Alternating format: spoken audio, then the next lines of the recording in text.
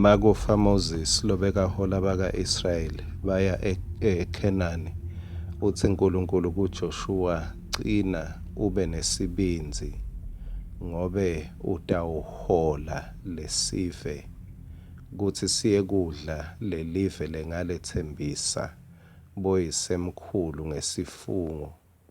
uNkulunkulu ubuka lelijaha, uyalibona lokuthi kukhona lelingakwenda.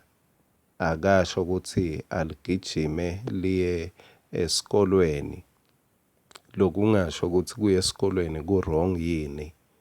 Kepha uNkulunkulu uthi kuJoshua, "Joshua, unako lokungenda uhole lesive, unako lokungenda nifike esiphethelweni lesihle."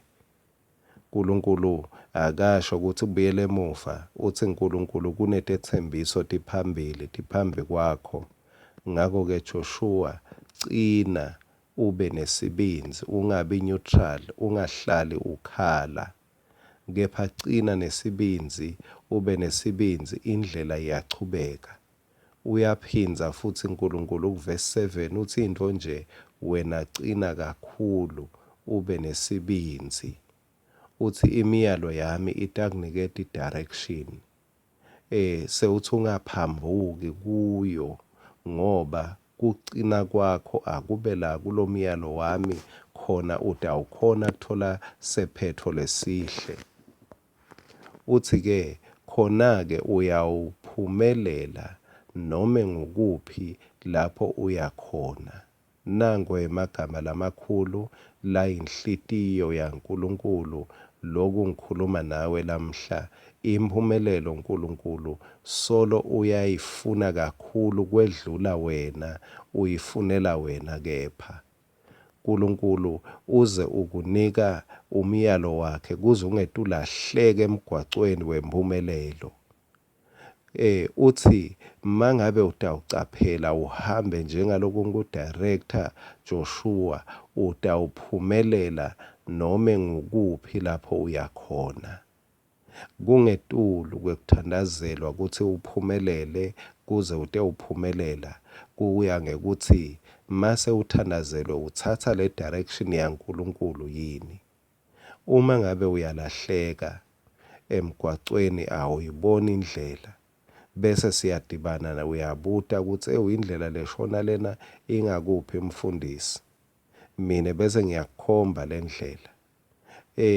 Kukuthandazela kuphela ngeke kukwende uhambe ngale ndlela. Kumele wena bese uyancuma ukuthi ukhetha kuhamba ngale ndlela lokhonjiswa yona letakufikisa lapho uya khona. Usho njalo uNkulunkulu uthi, "Joshua, caphela ucine ekucapheleni umyalo wami, khona utawuphumelela, khona utawufika esephethelweni lesinetethembiso lengatenda kubo gogo omkhulu wakho. Tonke tethembiso, tonke tibusiso letentiwe tabhekana nebakini, tabhekana nelibandla. Kwangathi uNkulunkulu uthi ngifuna ukuthi hohlotela kuwe. Leto letingehlelanga kulabasembi kwakho, uthi uNkulunkulu kule season, kulesikhathi ngitibekele ukuthi tihohlokele kuwe. Kepha wena qina ungabi neutral, wena qina ungahlali ubalisa ngekuthi bantu yini labangayendi, bantu bahambe bayadlala endleleni. Ake sewucine eqinisweni letindo uNkulunkulu latimisele kutenda. Tindo lotikhulumako, i-direction loyitsatsako, tindo lococa ngato, tindo lotakhela indzawo ukuthi atibe khona." Uthi uNkulunkulu kuJoshua, "Caphela lencwadzi le yemtsetfo, caphela livi lami, bese ucoca ngale ngikwethembisile, ngoba mawucoca ngaletethembiso tami uvumela ukuthi tibonakale empilweni yakho." Nalamuhla uNkulunkulu usenjalo, uyafuna kakhulu kukubona wena nami siphumelela. Khumbula imoto lehamba nga-neutral angeke ibe nemandla mangabe kufika umenyukelo. Kumele ibe segiyeni lelitsite kuze ite ukhona kwenyuka makwenyukela ihambe la kubeke khona ingadzingi emandla akho. Nawe ungabi neutral ekuvukeni, bani nesephetho, bani ne-direction kuthi nakuya lapho ngifuna kufika khona.